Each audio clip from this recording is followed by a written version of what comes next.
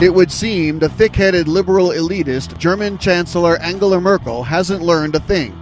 She allowed over 1 million unknown, unvetted, and unskilled Islamic migrants, about 80% of which are military-aged men, into Germany while mumbling something about bringing in workers.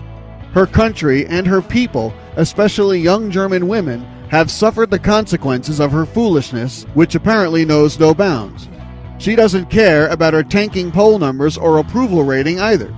In a statement earlier this week, Merkel said refugees did not bring terrorism to Germany, and that Islam belonged in Germany as long as it's practiced in a way that respected the Constitution. Well, that qualifier assumes two things. First of all, that Muslims are willing to put any nation's constitution above their Sharia law, and secondly, that Muslims are capable of being respectful to anything. She also said that a kind of Islam that was unwilling to follow the Constitution or accept equal rights for women had no place in Germany. Well, what other kind of Islam is there? What Merkel is saying they must do to conform is disobey commandments from the Quran. On top of the Islamic rape-a-thon going on in Europe, we saw what Muslims did in Calais, France. They assaulted and robbed a journalist and burned the tents in the refugee camp. They burned down the refugee processing center.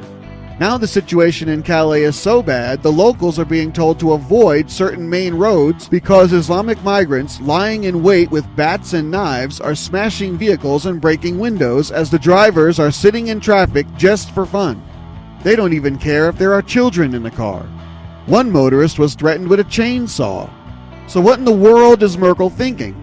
We know the Islamic State has said they're going to be sneaking people into Western nations through this refugee crisis. Everywhere they go, crime is on the rise. The police have lost town squares to Islamic migrant violence.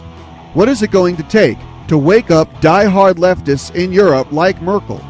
Or die-hard leftists in America, for that matter?